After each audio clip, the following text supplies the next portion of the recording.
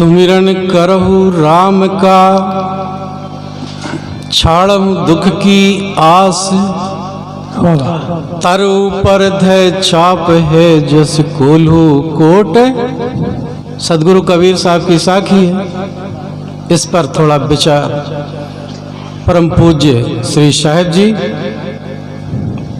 बुध मंगलमय संत समाज, उपस्थित भक्त प्रेमी सज्जनों, भक्ति और शक्ति की स्रोत माता एवं बहनों,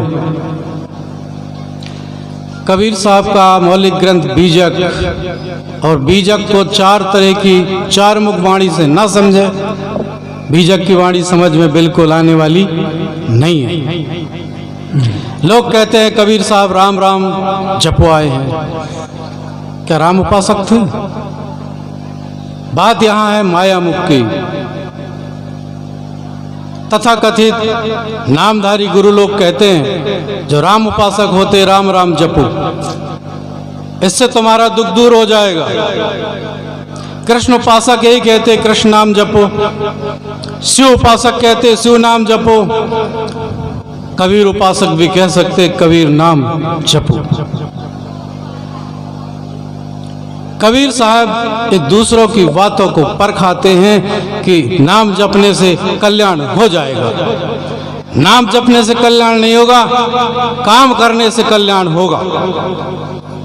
लोग कहते हैं कि नाम जपने से खेती हो जाए, नाम जपने से स्कूल में पास हो जाए, नाम जपने से सर्विस लग जाए। नाम जपने से हो जाएगा? नाम बढ़ाया काम। एक कहानी सुन लेना, पंडितों की बात चल ही रही है। सदगुरु कबीर साहब कहते पंडित बात बदे सो झूठा, जो पक्षपात करे बात विवाद करे वो झूठा। राम के कहे जगत पर गति पावे, ठाड़ कहे मुख मीठा। तो जपने से नहीं करने से होगा। बात बिल्कुल सरल है और बिल्कुल जनरल है, कोई इंग्लिश नहीं है, कोई संस्कृत नहीं है, हिंदी है टूटी फूटी, आपके समझ में आ सकती। तो पंडित जी के पास जाते थे, पंडित साहब जी ने बताया ज्ञानी भी होते थे। ज्ञानी के बाद आदमी चालाक हो जाता है, किसमें? लालच में पड़ करके। हुआ ये कि पहले किसी का जन्म होता था, तो जन्म होता था तो क्या करते थे? पंडित जी के पास जाते थे, क्या करने के लिए? नाम धराने के लिए। पंडित जी भी होशियार होते थे, धन देख के अपना नाम बताते थे, उसका देख करके कि कौन कितने लायक है। पूजा तीन प्रकार की, छोटी बड़ी मंझोल, और जितना पंडित पैसा देखा उतना दीना बोल। होता यही है। हुआ क्या कि एक गरीब घराने का बच्चा का जन्म हुआ, गरीब घराने। आप जानते हैं बड़े घराने का थोड़ा बड़ा नाम, और बता ही रहे, अभी चल ही रही है कि ब्राह्मण, क्षत्रिय, वैश्य और शूद्र, ऐसा वर्ण बांटा था। लेकिन ये कर्म से सब बदलते रहते हैं, बदलते रहेंगे, ये कुछ नहीं है। हुआ ये कि गरीब घराना का था, पहुंच गया, बुला लिया उसको, पंडित जी नाम धरा दो। था बेचारा गरीब घराना, सेवक, काम करने वाला। तो उन्होंने कहा क्या है तेरे पास में?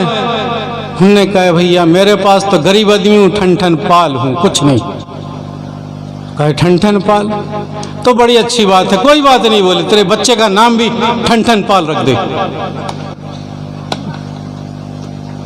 बच्चे का नाम ठन ठन पाल, बड़ा हो गया ठन ठन पाल, स्कूल में लिखा दिया ठन ठन पाल। लेकिन नाम नहीं बढ़ा है, काम बड़ा है। बच्चा बड़ा चतुर, बुद्धिमान, अच्छा कर्मशील, शादी हो गई, अच्छी घराने की बहू आ गई, सुंदर। लेकिन दुनिया को तो नाम की भूख है ना, तो नाम चाहिए। बहू आई तो मोहल्ले की, पड़ोसी की सहेलियां चढ़ाती, ये ठन ठन पाल की बहू। उसको बड़ा बुरा लगे, मेरे पति को ठन ठन पाल की और मुझे ठन ठन पाल की बहू। दो चार बार सुना, एक दिन कहा कि जी तुम तो अपना नाम बदल डालो। उसने कहा भाई मैं मेरा नाम क्यों बदलूं? काम तो गलत नहीं है, चोरी नहीं करता, हिंसा नहीं करता, बेविचार नहीं करता, झूठ नहीं बोलता, बोले नहीं ये सब ठीक है, लेकिन तुम तो नाम बदलो, क्योंकि दुनिया की नाम की भूख है, नाम जप लो, दुख दूर हो जाएगा दुख दूर। नहीं होगा। उसने नाम रख दिया, चल गया। उसने 2-3 बार कही, चौथे बार थोड़ी नाराजी से कही, जब मानता नहीं तो चौथी बार में थोड़ा नाराजी से कहता आदमी, कहा तुम नाम बदलते हो कि नहीं?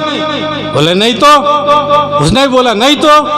बोले नहीं तो आप समझते हैं मैं मायके छिली जाऊंगी? कहाँ जाती? मायके तो जाएगी, तू देखते रही हो। उसने कहा काम बिगड़ जाएगा। उसने हरी झंडी दे दिया, कहा देवी जाओ नाम बदल के लिया, जो कुछ नाम लाएगी मैं रख लूंगा। हुआ ये कि वो तो खुशी में निकल पड़ी, और जैसे ही निकल पड़ी तो पहुंच गई एक गांव में से एक मुर्दा जा रहा था। लोगों से पूछा भाई इसका नाम क्या था? बोले इसका नाम था अमर सिंह। हमारे अमर सिंह जी बैठे, इसका नाम था अमर सिंह। उसने सोचा भाई नाम तो अमर सिंह है लेकिन मर गया, क्या मतलब नाम का? नाम नहीं है, बड़ा है काम। उसने सोचा कि जब कहीं रास्ता भूल जाते ना, एक से नहीं 2 से पूछना चाहिए। उसने सोचा कि दूसरे से भी पूछा जाए, सही हो जाएगा। दूसरे से जाके फिर पूछा। एक भिखारी भीख मांग रहा था। साहब जी भिखारी की कहानी बताते थे, अभी बताएंगे आपको। मेरी ड्यूटी क्योंकि मेरा समय कम है, ड्यूटी तो मैं भी करता, पर बात ऐसी है कि जितना समय जितना दाम उतना काम। हुआ ये कि दूसरे से भी पूछा उसने कि भैया तुम्हारा नाम क्या है? उसने भी बड़ा सुंदर बताया। सब उल्टा ही उल्टा हो रहा है। उसने कहा मेरा नाम धनपाल। अब धरा तो भिखारी है, नाम धनपाल। ये भी उल्टे ही हो गया। उसके समझ में कम से कम 75% बात आ गई, और आपके समझ में भी पारक सिद्धांत की 75 तो हो ही गई होगी। नहीं हुई? नहीं हुई। साहब जी बता ही रहे थे अभी पीढ़ी की बात, नहीं हुई है ना? ठीक है, हो जाएगी, लगे रहो। हुआ ये कि उसने सोचा कि अरे तीसरी बार और पूछ लो। 3 प्रकार बताया ना। तीसरे से जाके पूछा, देखा कि एक कसाई बकरा काट रहा था। सोचा कि इससे भी पूछूं, ये तो सही बताएगा, ये तो दया होगा इसमें। उसने सोचा और उसने पूछा उससे, भैया तुम्हारा क्या नाम है? तो उसने भी गजब का नाम बताया। कसाई ने क्या बताया? कहा मेरा नाम दयानंद।